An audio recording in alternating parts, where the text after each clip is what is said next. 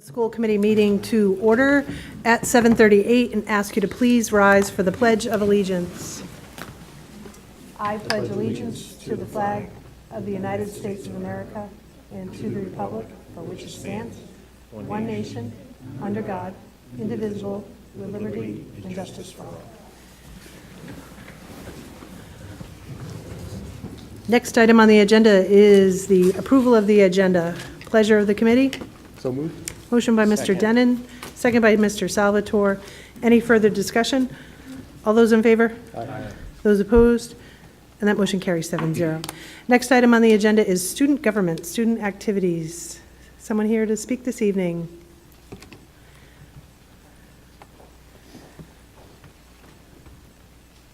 Good evening. Good evening. My name is Hannah Ballou, Government Assistant. And my name is Serena Fox, Government Historian. On the 11th of February, student government assisted in our second blood drive hosted by CHS. 50 donations were received and up to 150 lives can be saved.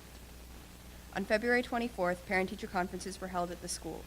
Student government representatives guided parents to their children's classes and served as babysitters for their other children. This month, CHS is participating in Pennies for Patients, and so far we have raised approximately $500 for the Leukemia and Women's Homelessness Society. Our goal is to reach $10,000. To kickstart the fundraising, students made donations during lunch and advisory. We will continue raising money for Pennies for Patients through the middle of March and will hold various competitions for top fundraising classes. Thank you for your time, and we hope that we have provided insight into the activities that student government conducts. Thank you. A nice job.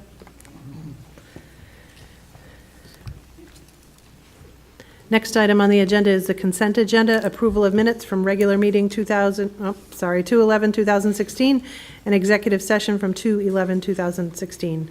Pleasure of the committee on the consent agenda. Motion to approve. Motion by Mr. Fiorello, second by Mrs. Teal. Any further discussion? All those in favor? Aye. Those opposed? That motion carries 7-0. Next item is report out of executive session meeting from 2/25/2016. There were no votes taken, and I need a vote to seal the minutes of the executive session. So moved, Madam Chair. Motion by Mr. Demotica, second by Mrs. Teal. Any further discussion? All those in favor? Aye. Those opposed? And that motion carries 7-0. Next item on the agenda is superintendent's report. Mr. Mitchell. Thank you, Madam Chair. There are a few things on the agenda, but I actually have a few other things I'd like to share with you, if I may. The first thing I'd like to share is the Sodexo Future Chefs event, which is taking place a week from Saturday on March 5th. I believe it starts at 10:30. Some of you may be judges at that event. And it is, I believe that this is the fourth year of this competition. The goal of the competition, or the goal of the event, it really is not a competition, is to encourage students to develop healthy eating habits. So students are encouraged to come to this event and share some of their favorite recipes, and it will be judged in a variety of categories.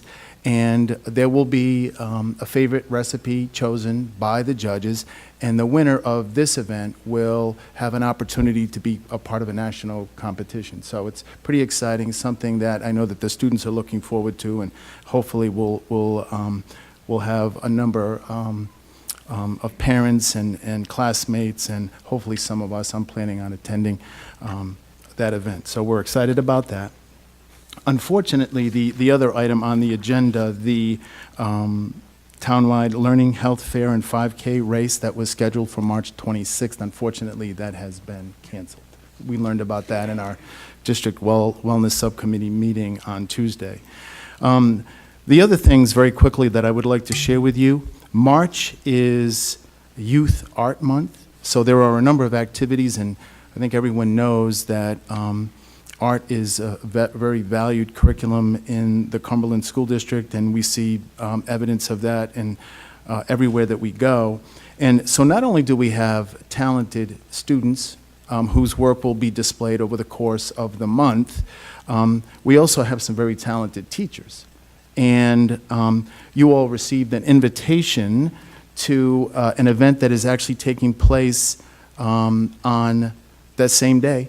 March 5th is going to be a busy day. This will take place in the evening, where several of our art teachers will have their work displayed at the AS 220, which I believe is the Providence Arts Center. They'll have their work displayed on that evening from 5 to 7, but then the exhibition goes from March 5th to March 26th. So if you have an opportunity, Mrs. Mitchell and I are hoping to attend on that evening, and everyone has an opportunity to see their fine work. We, as I mentioned, have some very talented art teachers. Everyone will have an opportunity to view their work. Thank you.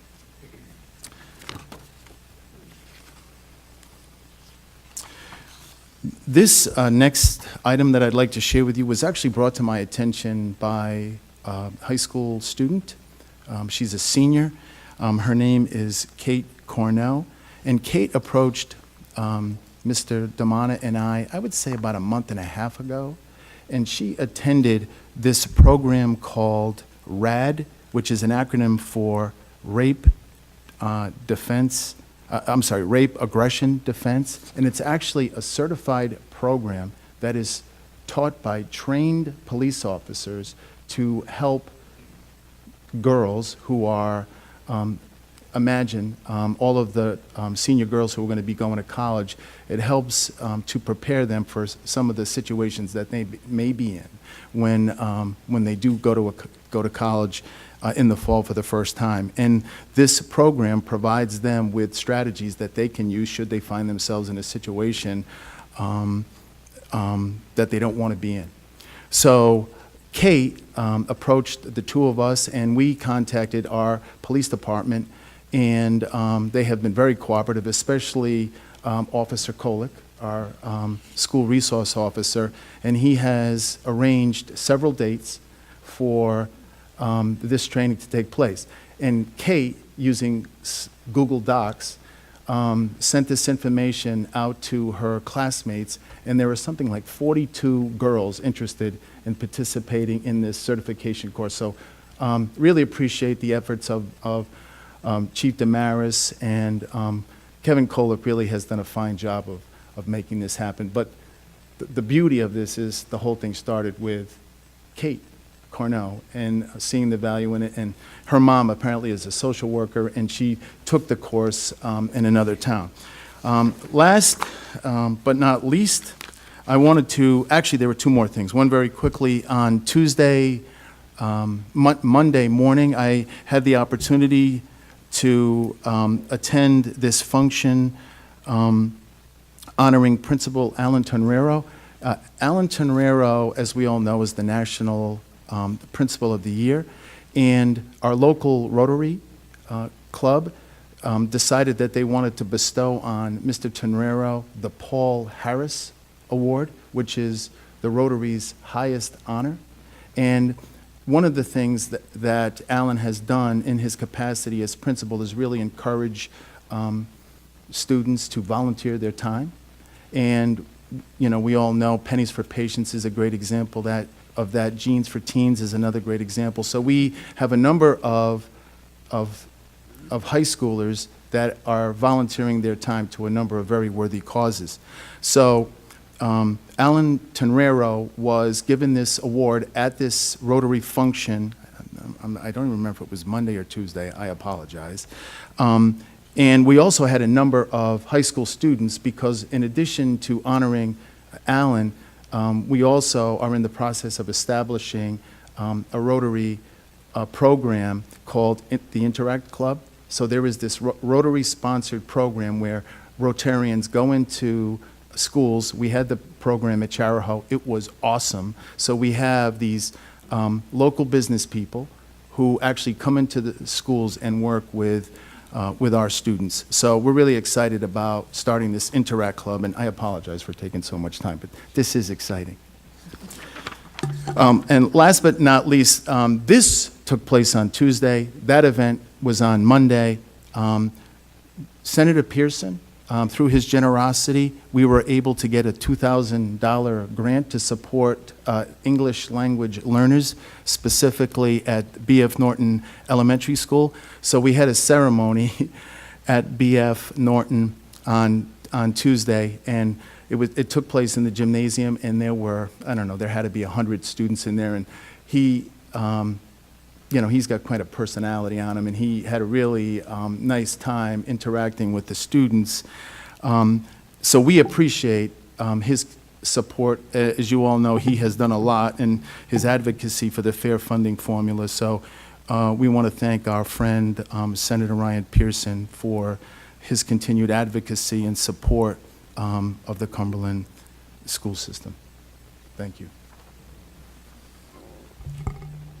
Thank you. Great information. Does anyone have any questions? Mr. DeModica? I'm sure this may be off topic, but how's our situation going across the street with the parking? Any update on that? Well, yeah, I'm glad you mentioned that, Mr. DeModica. We, a lot of time and effort was spent in planning on how to deal with, with that issue of students crossing the street. We have found a person to act as a crossing guard in the morning. So the two major times, the busiest times, are between, I guess, 10 of 7 and 7:15 when school starts, and at the end of the school day, which is right around 2 o'clock.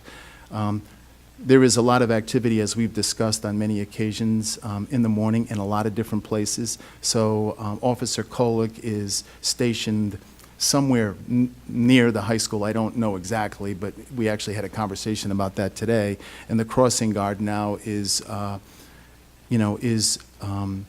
across the street every morning, and that appears to be working really well. And students are conscientiously, because I watched this, my window is right there, they're conscientiously attempting to use the crosswalk whenever they can. So to answer your question, I have heard no complaints, and I think this was a nice collaboration between the town hall, the police department, and the school department with the support of students, and they were a part of the decision-making and problem-solving.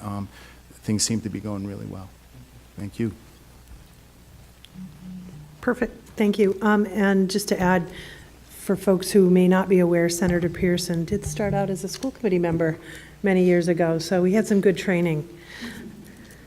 Next item on the agenda is Chairperson's Report, School-Town Collaboration. I'll withhold my comments, and I'll have Mr. Duffy provide his in the Budget Task Force update. Next item, reports of standing committees, payment of bills, Mr. DeModica. I'm sure there is no payment of bills this time. Next, fiscal management update. And there was no fiscal management meeting this week. Thank you. All right, and Policy and Procedures Subcommittee update, Mr. Fiorello. Policy and Procedures did meet this evening, and one item that we had was the transgender policy that we've been working on. We're probably going to make some changes to the draft. Dr. Santa will be working on that with the administration, and then she'll bring it back to us in 2 weeks, in which time we hope to be able to vote on it. Perfect, thank you. And Mrs. Teal, no meeting? Do not meet this week. Thank you. Mr. Duffy, how about you? Yes, I'm going to do my best. I apologize. You're going to be lucky because I'm not going to talk much tonight. We did meet last Thursday. Last Thursday was we believe, our last meeting, and what we really did was took everything from all the meetings and putting it in one big package. And we spent a lot of time, probably 2.5 hours, I think, working on it that night to try to make sure that everyone who was part of the committee, their voices heard in the final report. And at one point, we actually stopped halfway through and kind of reset ourselves because just the direction we were going, we just knew wasn't the right direction. And we kind of took a step back and actually decided, what are we really here for? And kind of what is our story and what are we trying to get out? So at that point, we kind of brought everything back together, and I think that the end product is going to be great. It's going to be a presentation that the community volunteers themselves are going to bring out to the community. It's not something I'm going to bring out. The product is going to be theirs. So they took all the information they heard from the school committee, from anyone who came to the meeting, from the town finance director, from the school finance director, and kind of putting it all together. They're going to be working, I know they're meeting later this week, I believe, to work on their final product that they're going to present.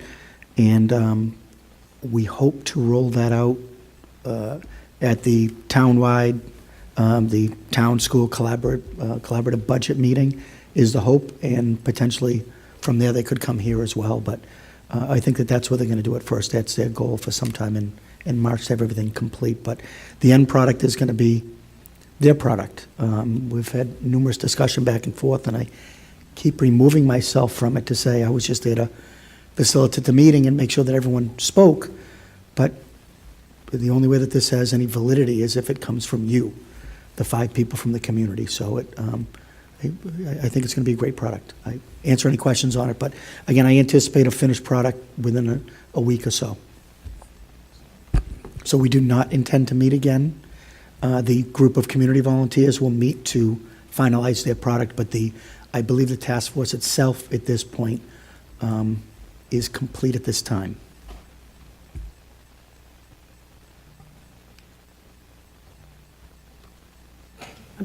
I'm dying to know what the outcomes are going to be.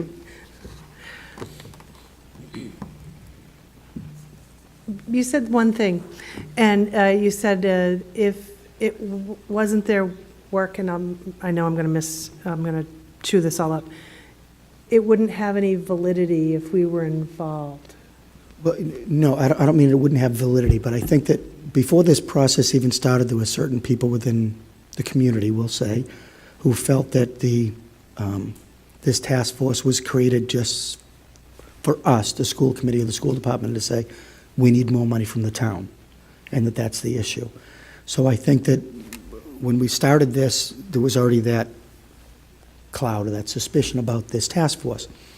So I wanted to make sure that when we were in this, that the town finance director had a voice in this, in what was going on with finance in the town. The mayor was there, the town council president was there, and I had 5 volunteers from the community, all with business and financial backgrounds, who volunteered. I did not refuse anyone who wanted to be on this task force on it. So I believe the way I viewed this was those 5 volunteers who are not elected officials, who are not any of our spouses or related to any of us or anyone within the town, that they were kind of the sounding board, that they took all the data from the town, all the data from the school, and any independent data that was collected, so that they can kind of eat it all up and kind of look at it and digest it to figure out what's really happening here and how might we be able to change the direction we're in. It's not that if we have a say in it that doesn't have validity, but I wanted them to come to their own conclusions. We provided all our financial data as the town did, but I didn't want to have a thumb on the final product and let it come from the community members. I hope that clarifies what I meant by that. It absolutely did, and I do appreciate that. I think having the independent assessment, I think makes perfect sense. So thanks for clarifying that. Anyone else? No? All right, before I skip that, comments from the public. Anyone here wish to speak this evening? Hi there.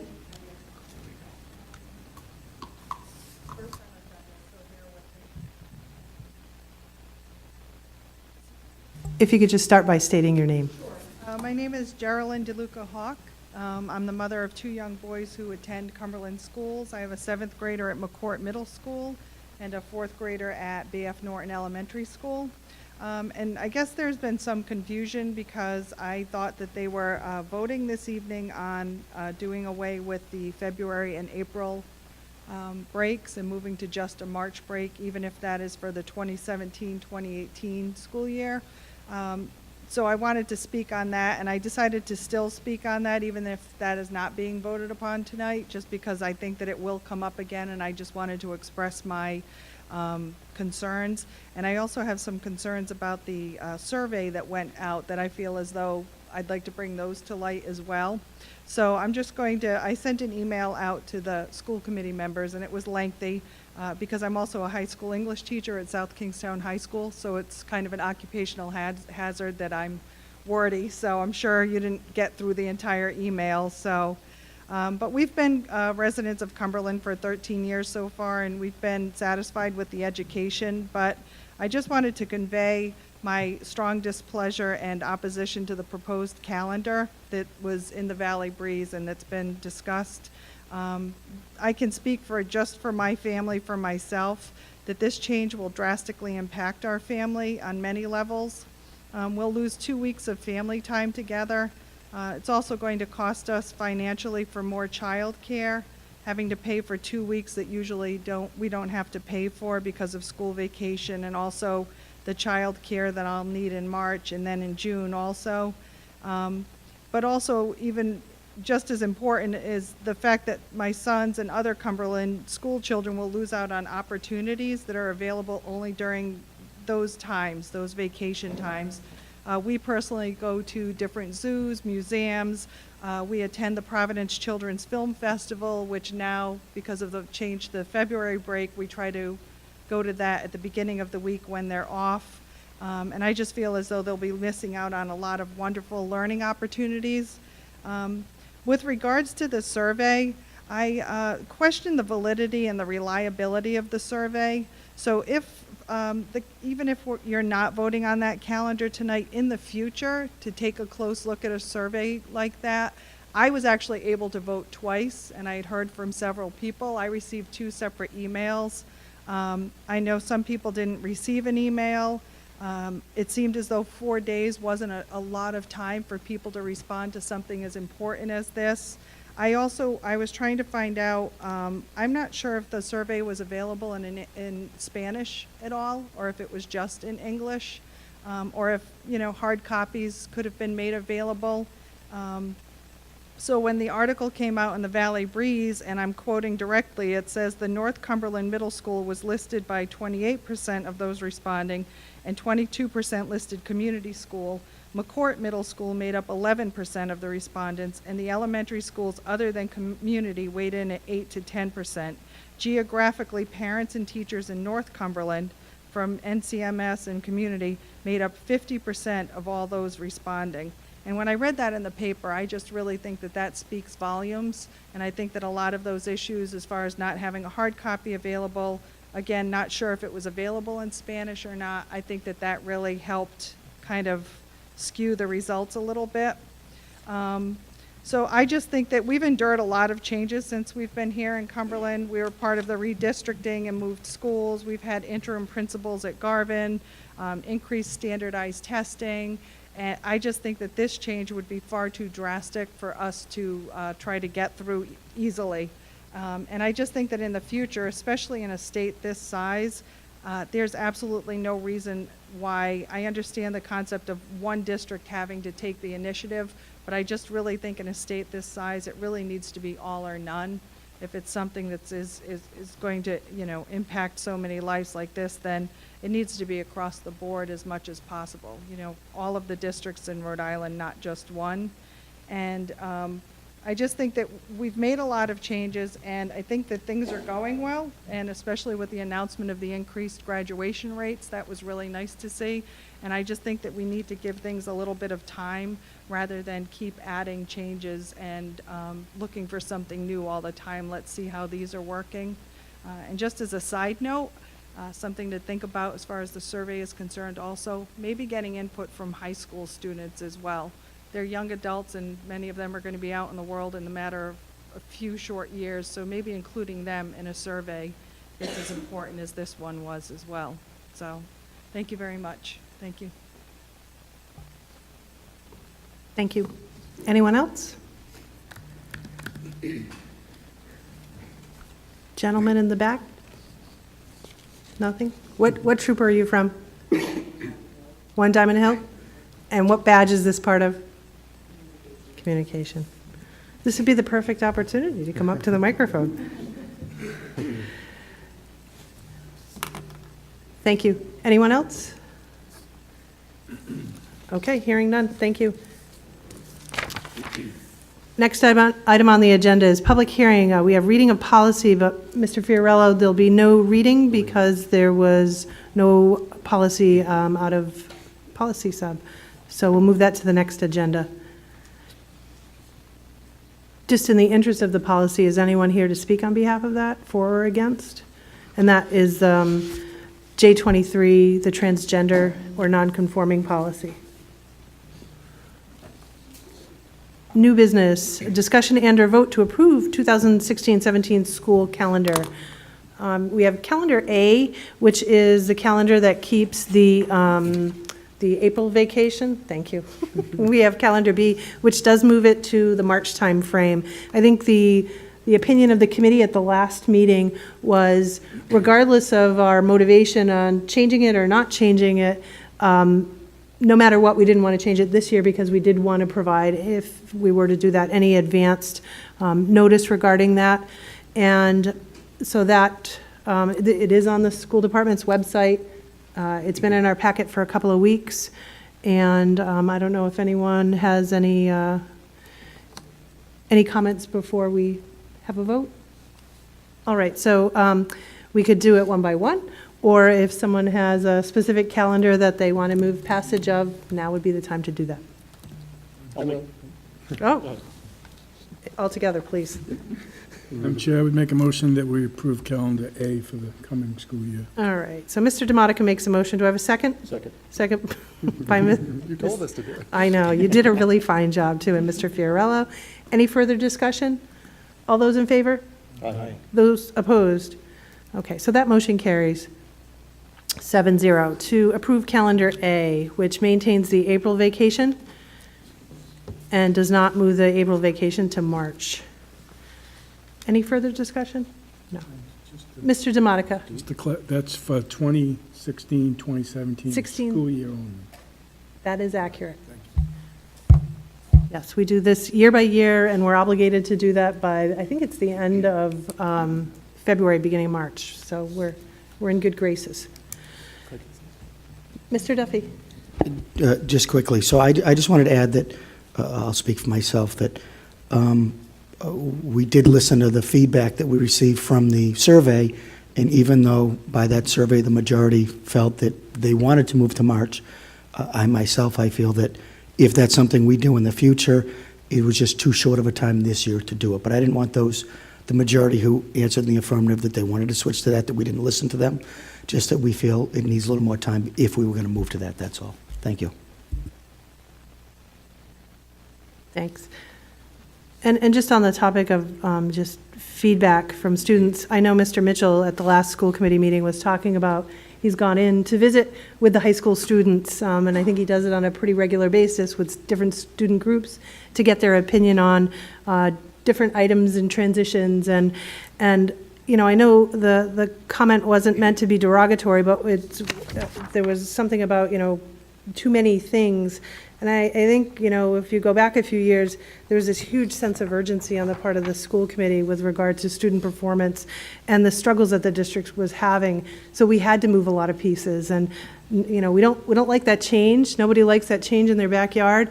But it did allow us to put a kindergarten program in, and it did allow us to address some of the major deficiencies at the high school. So, you know, I do respect that you had the concerns, but I think, you know, in general, we felt that we had to move a lot of pieces forward, and we had to have the right administration to do that. And I think we've been successful, as we saw today with the graduation rate increase at Cumberland High. Next item on the agenda is, Madam Chair? yeah, oh, sorry, Mrs. Steele? Just to clarify, so will the 2017-18 calendar, so that if we move forward as the majority of the population would like in Cumberland, so that we can give people enough time to make their plans if they're going to change, if we change it to March, are we going to have this back on the agenda in the next month, 2 months? I know it's a little early to set that, but I would definitely like to make that decision. Yeah, so I think it's completely appropriate to put an item on the agenda related to kind of a motivation around the calendar moving forward. Just keep in mind that November comes and goes, and a new committee may come in and changed everything, yeah, exactly. And it also allows the administration a little bit of an opportunity to prepare, knowing the direction that the committee would like to be directed to. Did you have something, Mr. Mitchell? Yes, Madam Chair, since, you know, there was interest in a March vacation, one of the things that I've considered in consultation with some teachers, getting some people together and having a conversation about what that calendar could look like with a March vacation, which we would present to you. So it would be a collaboration with teachers to come up with a calendar that we think is acceptable to everyone. Excellent. And I think what's also been mentioned from a community perspective is, given the fact that many students do attend the University of Rhode Island and their spring break is in alignment with that, that would allow families to have, not have college kids on break in March and then families on break in April. So another factor to consider. Mrs. Teal? And could I just ask if you've talked about this at the superintendent's meeting, is this conversation ongoing now amongst the superintendents about sort of consolidating these calendars? Well, certainly there is conversation taking place around eliminating February, because several districts have followed suit in eliminating February. And I mean, truth be told, someone has to, should there be a calendar? Who would argue that there wouldn't be a state school calendar that we would all abide by? But that's not the way it is. It's every district deciding on what the calendar will be. So, certainly there is a rationale for a March vacation and eliminating February and April. I think just like, as I said, since we were the first ones to eliminate February, everyone has followed. My guess is that other districts would follow too. There's conversation about that, and it's like somebody's got to be first. Thank you. And I think the Superintendent's Association approved that as their recommendation was the reduced February break. So that is the one that the superintendents are advocating at this very time. Anyone else? Next item on the agenda is, so there's no action on the policy, so we'll move on to discussion and/or vote to approve homeschool instruction requests. Mr. Mitchell, were there any this evening? No, Madam Chair, we didn't have anything. So we'll take no action on that. And we have facilities update. Is that Mr. Prignano? Right up to the microphone so we can hear you.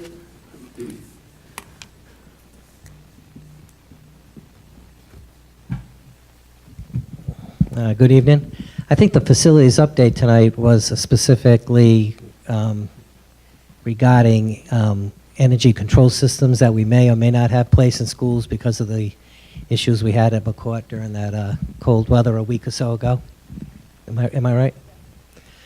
Okay, well, basically, it's been about a year or so we've been trying to get to that place, and some of the things we've done. We, part of the $5 million bond issue we got approved by the town for health and safety reasons will include that type of work. We did our own $600,000 lease a couple of years ago where we did boiler room improvements, and we updated energy management systems at 3 elementary schools within the last year or so. And then we also just recently, the school committee just a meeting or two ago, approved a 5-year payment schedule to do the last 2 elementary schools that we want to do, put energy management systems in. So it's been getting pieces of money here and there to get to carve these things out. Currently, the district at the 3 elementary schools we did about a year ago, if you recall, we spent about $100,000 in that schools because those schools had systems in place that somewhere in the mid-90s were allowed to go dormant and they weren't using anymore. So the company was able to come in and use a lot of what was there and get these systems up and running. Now they're doing a lot of point-to-point connections in different rooms and stuff to get, because over that time frame there's stuff that's had to be that had to be replaced or whatever. But basically in those 3 schools, we have the ability to go in and control much of the energy type of things in that school. We can remotely log in and see what's happening with, boilers and temperatures and that type of stuff. So we don't have and we're working towards that. Depends on how much, how much you want to spend on this type of stuff. I met with the NE recently, and, there's additional work that can be done where we can get text messages, sent to us if something fails, in one of those schools and stuff. But at this point, we just remotely can go in and monitor what's happening and make changes and stuff like that. So you don't have to drive in the middle of, when it's 2 degrees and go into the school to see if what's happening. So that's Ashton, Garvin, and Community, those 3 schools. The 2 schools you just awarded, the other 2 elementary schools have nothing in them right now, and that work will be starting very soon. And we're going to have a kickoff meeting on that very soon.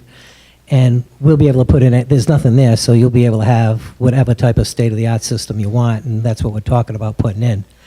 And the same with the 2 middle schools, McCourt and North Cumberland, with the changing of the ventilators and all the work that's going to go out there this spring and summer.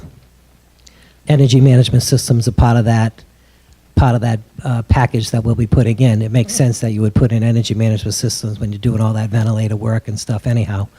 And the same thing, there's nothing there now, and you'll be able to put in whatever type of system you want. So that covers like the 2 middle schools and the 5 elementary schools. At the high school, there was a system put in 2010, but there's been a number of issues with it over the years, and I know Sodexo and Wayne Alexander was here in the past, was working with a vendor to try to get some of that up and running. It just isn't working. We have some functionality where we can remotely go in the wellness center and different locations, but it's not completely functional. And we need to Will's been here a month, and we just haven't had a chance to get that vendor in and get exactly what's going on with that. It's a Sodexo vendor who has been getting that up and under control for us. So, but we don't really have much fun. We have some functionality here, but not all that we should, and we need to get that done. But the other schools will all be in really good shape, I would think, by midsummer, when a lot of these projects are completed. I don't know if there's anything else. I know Paul kind of wanted this meeting. Madam Chair, I'm concerned, Alex, that we have the energy controls, but we're not able to get a text message or email or whatever and say, you got a problem with the boilers. And I think that if we're going to have energy controls, that we need to have that in place. The school district can't afford to have these problems where boilers going down when the technology is out there today to take care of that. I can turn the lights on in my house in Florida from this computer today. No, and that's what we're working to. Like I said, there's 4 schools that currently have nothing right now, and by the end of the summer, you'll have all that functionality. The 3 schools that we did, there were systems in place. They were kind of older systems, and so we got we kind of changed out the front end and stuff, and we have a server and stuff, and that's, Mike, I think, is actually working with the E&E technical person to make that a reality now, because it's something, and it wasn't spurred by what just happened. That's something that's, we've wanted to bring that functionality along right away. Those systems cost like maybe $125,000 to put into a small school like that. You saw the when you awarded the last 2 elementary schools.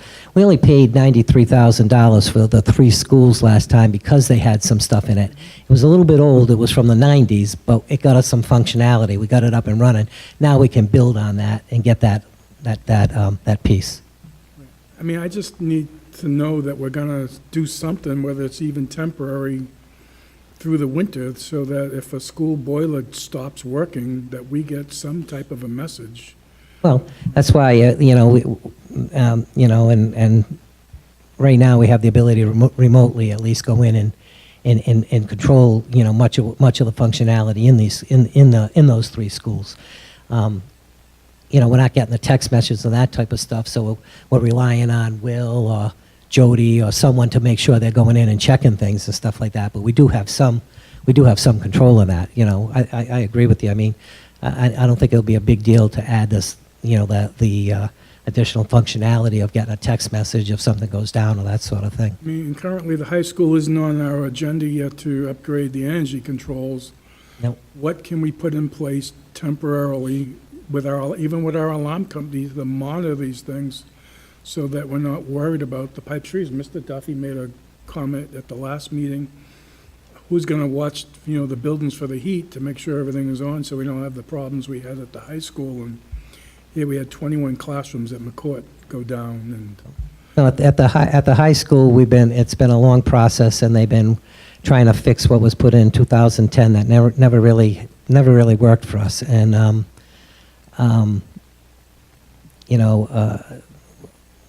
Will it's a Sodexo vendor. Will has, in contact with him, and we need to set up a meeting and get a better idea of the scope of work, what's left to do. Much of that, I'm not even sure myself, because Sodexo was handling that for us. So, but we need to get a handle on that. I agree with you.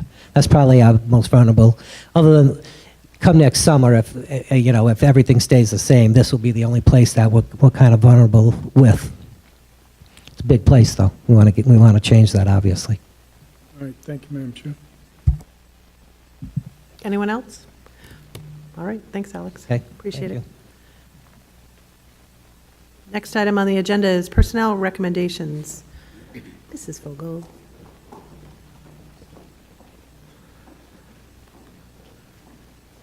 Good evening. So I have a few things for you this evening. The first, I have several leaves, I'm sorry. So I request the advice and consent of the school committee on the FML leaves of Jennifer Antonelli, grade 5 teacher at BF Norton Elementary School, beginning February 16th, 2016 through the remainder of the school year. Sarah Godino, grade 6/7 math teacher at McCourt Middle School. It says with an anticipated leave date. Her leave actually started on the 22nd. I'm sorry, the 24th, because she gave birth. And she anticipates to return on May 31st. And Erin O'Clair, PE, APE health teacher. It says community school, that's wrong, it's Garvin. With an anticipated leave date of February 16th, which was correct, and her anticipated return date of May 16th. Pleasure of the committee on the leaves. Motion to approve the leaves as laid out by Mrs. Folk. Motion by Mr. Fiorello, second by Mr. Salvatore. Any further discussion? All those in favor? Those opposed? That motion carries 7-0.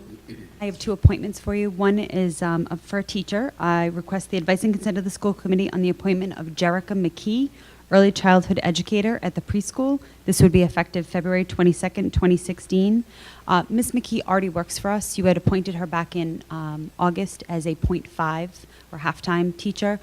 Due to some recent enrollment, the recommendation was made that we increase that to a full-day program, and so she's already an employee. I'm asking to increase her time from a .5 to now a full-time teacher here with us for the remainder of the school year. She's a step 3, no lane. Copay would be 22%. I don't know, do you want me to do the coach too, or you want to do that separate? Okay. Altogether. And we found a boys junior varsity baseball coach, Jeffrey Avalon. He would be new to us as far as coaching, so his information was in the drive because he has not been a coach for us before. Matt and a team of several baseball people, I was not on that panel, but several people interviewed, and they were very impressed. I think they interviewed 4 different people, and he was clearly the front runner, so he has accepted the position. He's a CHS alum. He And is, that's Didn't he go to correct. college on a baseball I scholarship? believe he played, and he has been coaching, and I think he was being sought out by another school district, and we may have Bring him home, Gina. sucked him back. Pleasure of the committee on the appointments. Let's make the motion, and then we can... Make a motion to accept? Motion by Mr. Denon. Second by Mr. Duffy. Mr. DeMonica. Mrs. Fogel, how does this, the appointment of Mrs. McKee, how does that affect the layoffs that we just did at the last meeting? Because obviously she wouldn't be notified. Well, actually, she could be notified this week, I guess. So actually, so because she is a non-tenured teacher, regardless of her status of .5 or full-time, she was already notified, and I've actually already sat with her. So the increase in the number of, or her full-time status, I guess, does not change the non-tenured status. So the notice would still be the same. Just saw step 3 and worried about that. All right, thank you. That she'd worked prior to coming to us. That's why she's a step 3. Anyone else? So we have a motion and a second. All those in favor? Those opposed? And that motion carries 7-0. Thank Thank you, Mrs. Fogel. Next item on the agenda is school committee comments, school liaison reports. Madam Chair. Mr. Salvatore. Thank you, Madam Chair. I just want to fill you in a little bit on the health and wellness. We met on Tuesday, Superintendent Mitchell and I, and a couple action items. One of them, I mean, these meetings, these health and wellness meetings have really expanded with the community involvement, our own teachers, myself, Mr. Mitchell, and also a lot of outside people coming in, kind of helping to guide us through some other programs. One of the programs, we had Nancy Day come in, and Superintendent Mitchell, maybe you can help me out. I cannot remember her title. Actually, she's a parent from East Greenwich. I don't know what her profession is, but she's a East Greenwich parent. She's a coordinator for this program called BOX. So it's actually subsidized by Reebok, and BOX stands for Build Our Kids' Success. So what she does, and she's rolled this out in certain communities, and it's all volunteer. They come into the elementary school level with a type of exercise program in the morning. It helps to rejuvenate the kids in the morning to get them ready to learn throughout the day, get some momentum going. So we're speaking to her about that, and it's a whole program. Somebody would actually go up to Reebok and learn the program, maybe a volunteer, somebody would be a coordinator type of position. So all the way from K through 6, I believe, is what she is working on. So we're getting that going on. And then also, we spoke to somebody about our tower gardens as well, to see how we can implement the tower gardens within the school, within a science type of classroom, and they're growing their own produce. And lastly is Miss Malcolm, with Superintendent, JJM School is working with the Boys and Girls Club to coordinate like a family type of day to use all the resources that the Boys and Girls Club has. And while we were in this meeting, I was able to question Gary from the Boys and Girls Club. There's no alternative motive here, so there's no strings attached. It's just a honest, true community involvement with the Boys and Girls Club. Superintendent Mitchell, you can verify for that. I think I got the hairy eyeballs within the meeting, but I wanted to make sure that this was a true, genuine event, and it really is, and it's nice to see them come together with the community and roll this out to Cumberland. So, thank you. Thank you. In the future, if you know you're having the meeting, let's put it on the Yes. on the agenda here in Thank the you. subcommittee reports. Happy to do that. Anyone else? Mr. DeModica. Madam Chair, I'd just like to say congratulations to Mr. Tenero, Mr. Mitchell, Bill Thornton, you, Mrs. Teal, who decided years ago to make some changes up here with the administration, and we're on the right path at 91% graduation rate. Too bad the governor didn't come here. We got some staff here as well, and it's a testament to the work that even though we may not all agree on everything here, we are going in the right place up in at the high school at the 91% graduation rate going up, and I just think we need to point that out, that it's a job well done, it's a moving bus, so to speak, and we're just going to keep on going. Thank you. Thank you. Madam Chair, can I just say one thing? Yes, I know of it's course. school committee reports, but I would be remiss, I would agree with, the comments made earlier about, the need in this technological age for us to have some sort of text message or email that would alert us to some sort of problem. In this particular case, a circuit breaker that shut down one of the boilers at McCourt Middle School. But the reason I bring that up, and it was an awful situation. However, I think it's important for all of you to know that there was a lot of coordination that took place. So what could have been much worse really, I think, was handled really well. And I really need to commend Will DeJesus because we don't have this technology available to us right now. He literally went to every building to check, to make sure that the heat was on, to make sure that there weren't any leaks. he was at McCourt Middle School when it was, 20 below zero with the wind chill factor.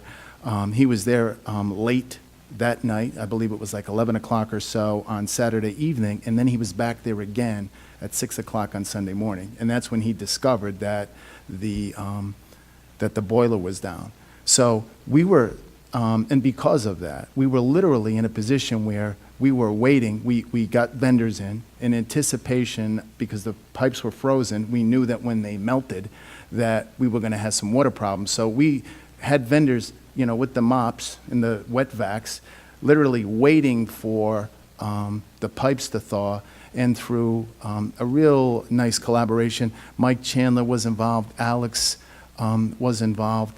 A lot of people over the weekend spent a lot of time doing everything humanly possible to ensure that that school would be ready to go first thing Thursday morning. So it actually worked out well that we had professional development days on Tuesday and Wednesday.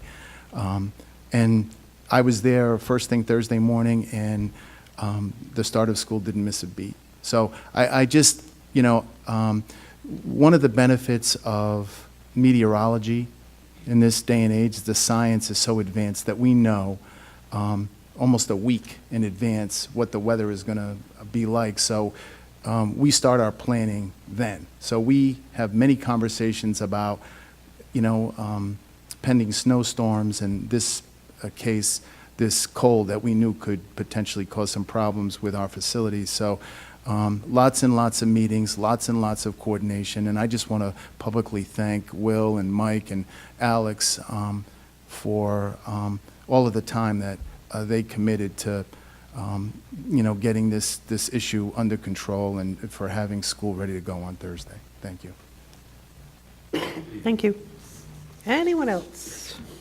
We do not have executive session this evening, so, Mr. Fiorello? Motion to adjourn. Thank you. Do I have a second? Second by Mr. Denon. Any further discussion? All those in favor? Aye. Those opposed? And we are adjourned at 8:31. Thank you.